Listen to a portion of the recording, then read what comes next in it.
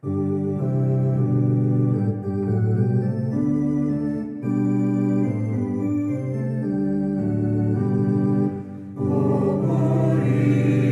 ang Ama sa langit, ang ngalan niya'y sambahin. Ihayag ang kanyang pag-ibig at pagliligtas sa atin. Dakila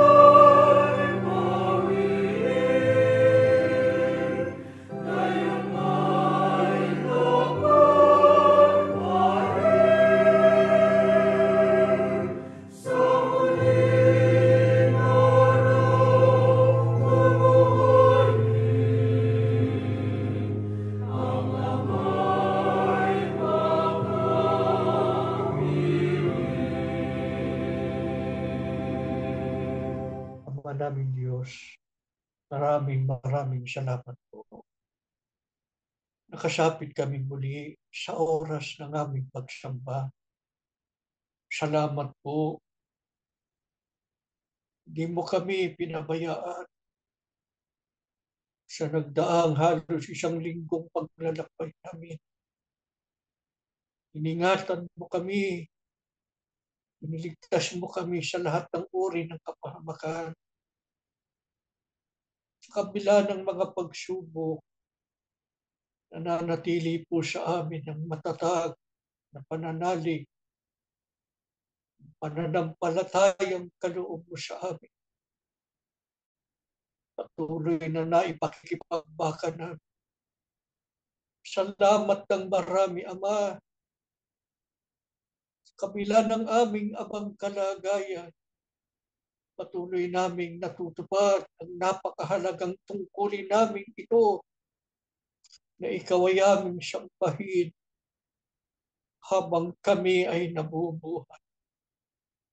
Salamat po sa bawat pagkakataon ng aming pagsamba ay nakakapiling ka namin sa pamamagitan ng iyong Espiritu na isinusugo mo sa aming pagtitipon.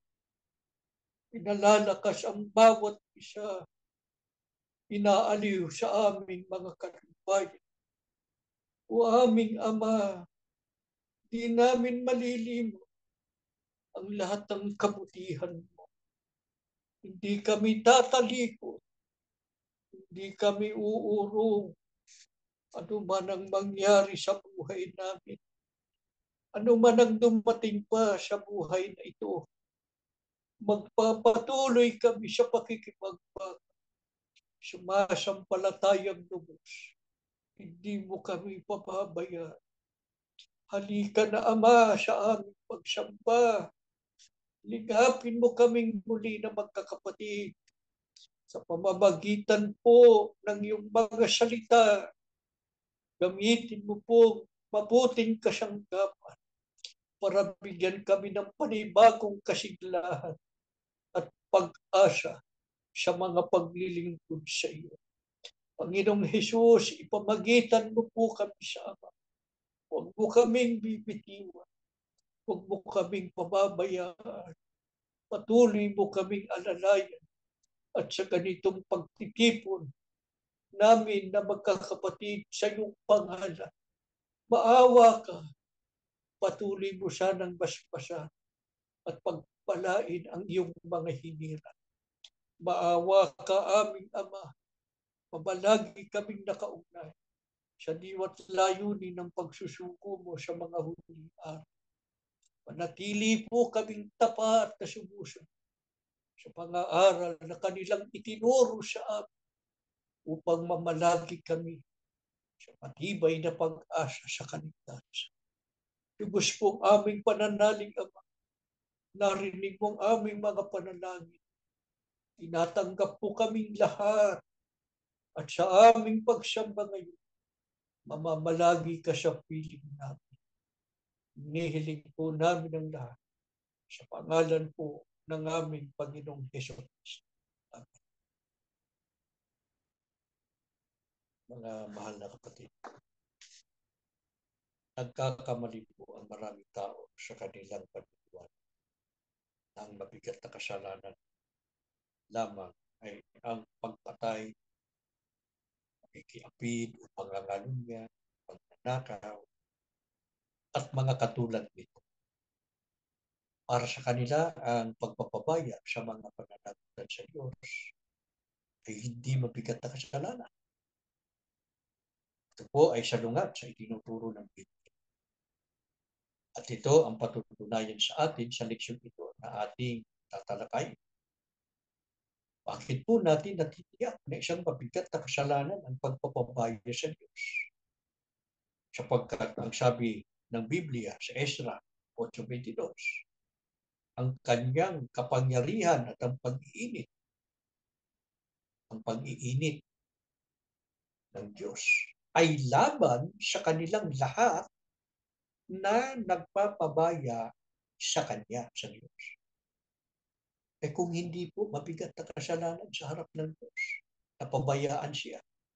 Bakit sinasabi ng Biblia na ang kanyang kapangyarihan at ang pag-ibig ay laban sa kanilang lahat na nagpapabaya sa Kanya? Di po ba? Kaya isang mabigat na kasalanan ang pabayaan ang mga pananagutan sa Diyos. Ano po ang tiyak na mangyayari sa mga nagpapabaya sa Diyos ayon sa Biblia? Sa Jeremias 17:13, ang sabi, "O Panginoon na pag-asa ng Israel, lahat na nagpapabaya sa iyo ay mapapahiya." Ano po ang kahulugan ng pahayag ng Biblia? Na lahat ng nagpapabaya sa Diyos ay mapapahiya. Sino ba ang hindi mapapahiya? Sa unang Juan 2:28, ang sabi ng Biblia, "Manahan kayo sa Kanya upang kung siya'y mahayag, ay magkaroon kayo ng pagkakatiwala at huwag tayong mga pahiya sa harapan niya sa kanyang pagparito." Sa mga tweet, ano ang katumbas ng hindi mapapahiya? Tiyak na maliligtas. Pagdating ng Panginoong Jesucristo, hindi mapapahiya. Tiyak na maliligtas. Sino ang mapapahiya o hindi maliligtas sa araw ng pagparito ni Kristo o sa araw ng pag-uukom? Ang mga nagpapabaya sa Diyos. Kaya kung isikap nating hindi magkasala ng pagpatay, pagnanakaw, pakikiapit, at mga katulad nito, lalo pong dapat nating pagsikapan na hindi natin mapabayaan ang Diyos.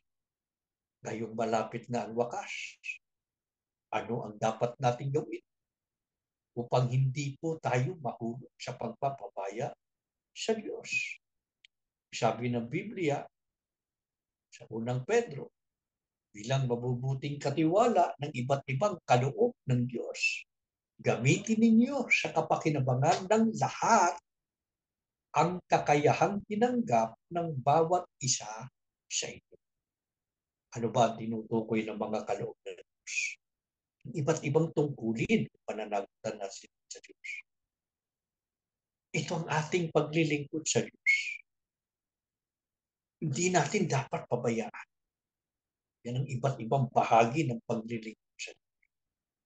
Ano ang higit sa lahat na pananagutan natin o paglilingkod sa Diyos? Ang sabi ng malapit na ang wakas ng lahat ng bagay, higit sa lahat, magmahalan kayo ng tapat. Napansin ba ninyo? Higit sa lahat, magmahalan kayo ng tapat. Sapagkat ang pagmamahal ay pumapawi ng maraming kasalanan. Isipin niyo mga kapatid, pumapayag ang Diyos na mapawi ang ating kasalanan. Pag nakita niya ang pagmamahal, ang ating pag-ibig na tapat sa ating kapwa, lalo na sa ating kakapatid. Ganito kahalaga ang pag-ibig natin sa isa't isa. Pero paano natin ito matutunan? Ano ang hayag na katunayan ng pagmamahal ng tapat? Ang sabi ba, do you have the gift of helping others? Do it with all the strength and energy that God supplies. Then everything you do will bring glory to God through Jesus Christ. Sa pagkatwid, bahagi po ng ating paglilingkod sa Diyos. At ito ang higit sa lahat na hindi natin dapat pabayaan ay ang pag-ibig sa mga kapatid sa pamamagitan ng pagtulong sa kanila, lalo na sa mga nangangailangan.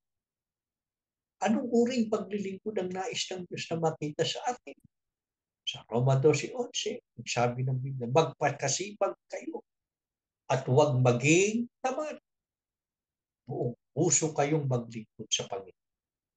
Sapagkat napakahalaga sa Diyos na pagtalagahan natin lubos ang paglilingkod sa Kanya. Unang-una na ang pagmamahal at pagmamalasakit sa ating mga kapatid na kapuspalad at apit. Ano ang iba pang mga bagay na hindi natin dapat pabayaan? Sa Hebreo 10:25, ang sabi ng Biblia, na huwag nating pabayaan ang ating pagkakatipon na gaya ng ugali ng iba, kundi mag-aralan sa isa't isa. At lalo na kung inyong namamalas na nalalapit ng araw o ang araw ng pagkakas. Ano pong mahalagang dapat na mapansin natin? Pangunahing bagay sa paglilingkod sa Diyos ay ang pag-ibig at pagtulong sa mga nangangailangan na siyang katunayan ng pag-ibig. Pagkatapos ng yan ay ang pagsamba. Kaya nga, sabi ng Panginoong Jesucristo sa Mateo 5:23-24, kung mag-aalay ka ng handog sa dambana para sa Diyos at naalala mo may sama ng loob sa iyo ang iyong kapatid, iwan mo muna ang iyong handog sa harapan ng dambana at makipagkasundo ka sa kanya. Ano ba yung pakikipagkasundo? Yan ang katibayan ng pag-ibig sa isa't isa. Kailangan matupad ang pag-iibigan sa magkakapatid. Kaya kung magkaalit, hindi nagkakasundo, kailangan makipagkasundo. Ano lamang ang katumbas nito? Walang halaga sa Diyos ang pagsamba ng sino mang hindi umiibig sa kapwa, lalo na sa kapatid. Kaya nang sabihin ng Diyos ang mahigpit na tagubilin tungkol sa pagdalo sa mga pagtitipon o pagsamba, una niyang itinagubilin. Napansin niyo, Hebreo 10:24-25, huwag nating pabayaan ang ating pagkakatipon, yun ang pagsamba. Pero sa unahan nun, 24, naroon unang ipinahayag Diyos. Sikapin din natin gisingin ang damdamin ng bawat isa sa pagmamahal sa kapwa at sa paggawa ng mabuti. Isa sa paggawa, sa gawain ng mabuting gawa ay ang pag-ibig o pagtulong sa mga nangangailangan.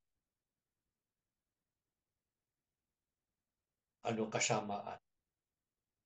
Kapag sinadya nating pabayaan ang mga pagkakatipon o pagsamba sa 26-27, kung sinasadya ang pagkakasala, tapos na ating matanggap ang pagkakilala sa katotohanan, ay wala ng haing natitira pa tungkol sa mga kasalanan, kundi isang kakilakilabot na paghihintay sa pag-uusap at isang kabangisan ng apoy na lalamon sa mga kapwa. Ano pong ipinakikita rito, mga kapatid? Napakabigat na kasalanan sa harap ng Diyos. Ang pagpapabaya sa pagsamba. Ito yung pagpapabaya sa Diyos. Kaya matinding galit ng Diyos ang naghihintay sa Kanya sa araw ng paghuhukom. Marurusahan sila sa apoy. Pakailan-kailan pa. Kaya huwag tayong papayag na matulad sa ibang nagkamali na pabayaan ng mga pagsamba. Huwag natin ipagpapalit ang pagdalo sa pagsamba sa kanino man o sa anumang bagay. Kahit pa sa pinakamahalagang tao o sa pinakamahalagang bagay, meron pa bang hihigit pa sa halaga ng Diyos, mga kapatid? Pero huwag nating kalilimutan na nawawala ng kabuluhan ng ating pagsamba pagka hindi natin tinutupad ang utos ng Diyos tungkol sa pag-ibig at pagtulong sa kapatid. Kung makasagupa man tayo ng mga pagsubok sa buhay, dapat pa tayong mawala ng pag-asa? Hindi. Sa halip, ano ang payo ng mga apostol?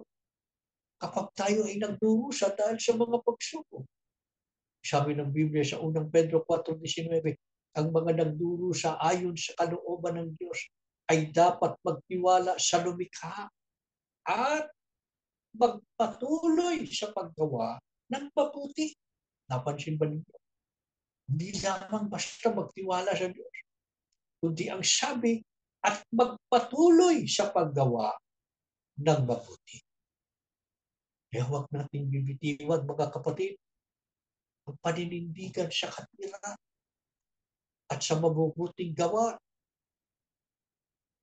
Bakit lubos tayong makapagtitiwala sa Diyos na hindi niya tayo pababayaan Sapagkat ang sabi ng Biblia, ang Diyos ay laging tapat sa kanyang pangako.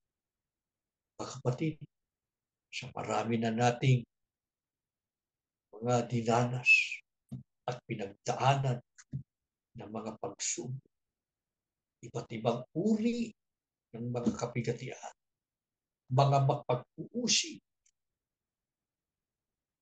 napatunayan na natin kung gaano po kabuti ang Diyos sa atin. Tapat ang Diyos sa kanyang pangako. Kanino? Sa lingkod niyang tapat. Kaya kung sasabihin ng sino man na hindi naman tinutupad ng Diyos ang kanyang pangako, hindi nga tutuparin ng Diyos ang kanyang pangako. Kung makikita niya ang paglapastangan sa kanya. Kung hindi tinutupad ang kondisyon ng Diyos. Ano ba yung kondisyon ng Diyos? Kailangan natin sundin siya. Kailangan wag natin siyang pabayaan. Kailangan tuparin natin ang pananagutan natin. Yung paglilingkod sa Kanya. Una, ang ibig sa kapatid. Pagkatapos, wag natin pababayaan ang pagsama. Pagkaganyan nakita ng Diyos ang buhay natin. Paano natin pinagsisikapang gampanan ang pananagutan natin sa Diyos bilang mga taong nilalang niya at binigyan niya ng karapatan sa tunay na paglilingkod sa Kanya. Hindi tayo pababayaan, mga kapatid. Opo, sa ganitong mga pagsamba, laging nakaabang ang Diyos. Laging nakasubaybay, nakamasid. Sino-sino sa atin lalapit sa Kanya. Kaya mga kapatid, sino sa inyo ang nabibigatan? Dadala ng buhay. Sino ang napipigatin sa mga pagsubok ating binabaka araw-araw?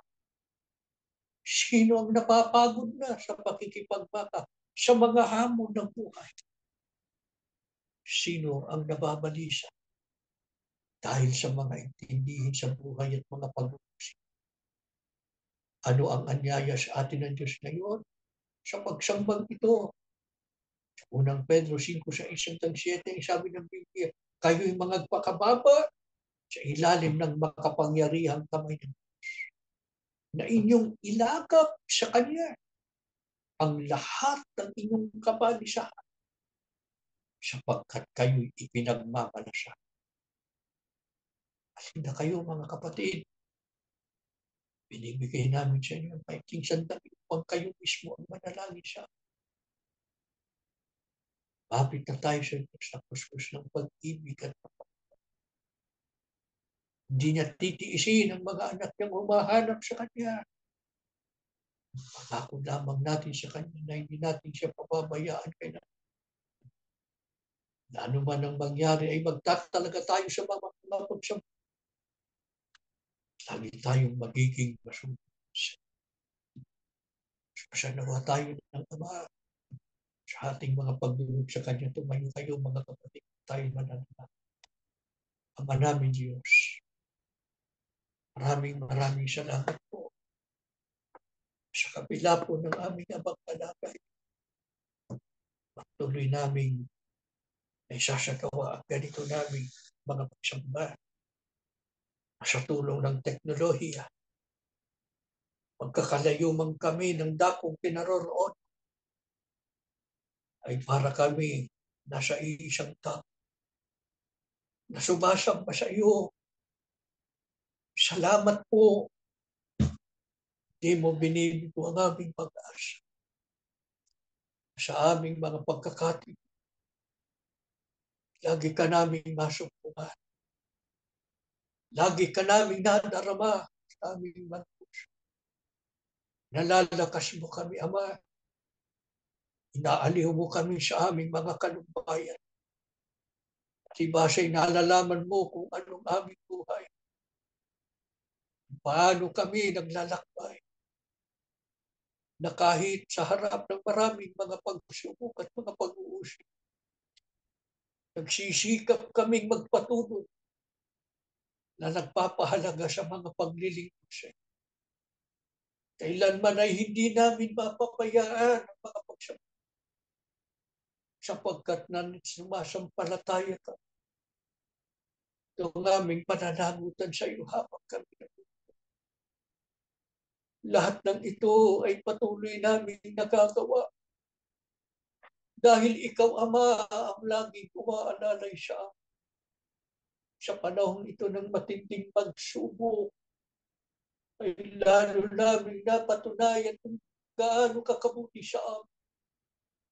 Lalo ka mo kaming binatbat ng mga patotoo na ikaw ang aming Diyos, makapangyarihan sa lahat, puspos ng pag-ibig at paunawain sa lahat, na kahit marami kaming pagkukulang at mga pagkakamali, ay patuloy na nililingap mo ang iyong mga higit. Maawa ka, Ama, patawarin mo na kami lahat. Patuloy mo kaming basbasan, patuloy mo kaming pagpalaan. Ang mga may sakit, pagalingin mo po. Tulungan mo bawat pamilya. Matapos namin lahat ang aming mga takbo. Magsama-sama kami sa paninirahan sa bayang banal na siyang pinakaasam na aming inihintay ng buong kasabigan. Lagi naming nagugunita, lalo sa panahon ng pakikipagbaka. Pagka mabigat ang dalahin sa buhay, ang aming inspirasyon ay ang malwalahating buhay na ipagkakaloob mo po sa amin. Panginoong Yesus, ipamagitan mo po kami sa Ama. Huwag mo kaming bibitiwan, Panginoon. Patuloy mo kaming alalayan. Patuloy mo kaming palakasin. Tulungan mo po kami na lagi naming mapagtagumpayan ang lahat po ng pain ng Diablo, ang lahat ng kasamaan sa daigdig, para manatili po kaming dapat sa paningin mo po. Amang banal po sa aming pananalig, na sa aming pagsamba ngayon, tinanggap mo kaming lahat at binasbasa ng aming mga abang kaluluwa. Pagpalain mo ang mga anak mo patuloy na nagdaranas ng pag-uusap, lalo na ang pamilya ng kapatid na Eranio Manan. Panatilihin mo po ang paglingap sa kanilang lahat. Panatilihin ang pag-iingat at pagliligtas para patuloy kaming lahat sa aming mga paglilingkod sa iyo. Hinihiling po namin ang lahat ng ito, Ama, sa pangalan po ng aming Panginoong Hesus.